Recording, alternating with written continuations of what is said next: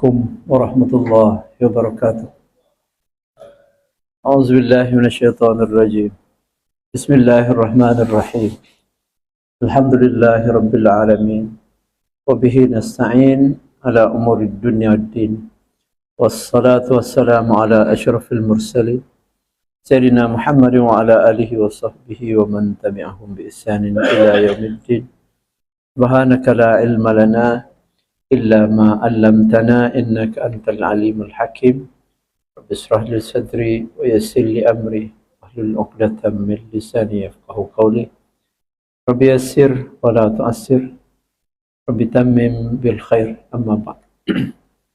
Yang hormati Tuan Imam, Tuan Bilal, Tuan Tuan Kuasa, Tuan Haji, Tuan Hajah, para hadirin hadirat yang dihormati lagi di rahmati Allah sekalian. Alhamdulillah, syukurillah dapat kita bersama pada malam yang barakah ini sambil kita niat beriktikaf menunggu waktu Isyak. Seperti biasa kita mohon kepada Allah, mudah-mudahan Allah ampunkan semua dosa-dosa kita.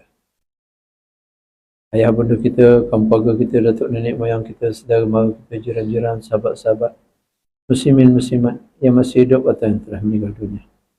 Mudah-mudahan Allah angkat semua penyakit kita, Allah mudahkan semua urusan kita.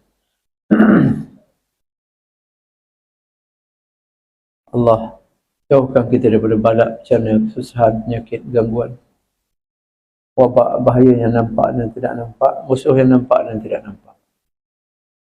Dan dilimpahkan kita rezeki yang berkat, yang halal, yang baik-baik, yang mewah.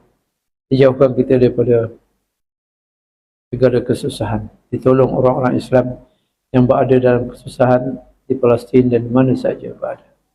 Dan dijauhkan kita daripada musuh-musuh yang kita bimbang, dan dijanjikan kita keselamatan dunia akhirat. Al-Fatihah. A'udzubillahi minasyaitonirrajim. Bismillahirrahmanirrahim. Alhamdulillahi rabbil alamin. Ar-Rahmanir Rahim. Maliki yaumiddin. Iyyaka na'budu wa iyyaka nasta'in. Ihdinas siratal mustaqim.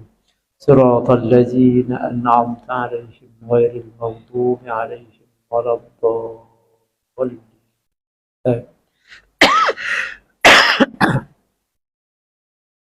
Tuan-tuan, untuk mukadimah sebelum saya nak cerita pasal Mesopotamia. Pernah dengar Mesopotamia? Tak pernah? Ha? Pernah dengar?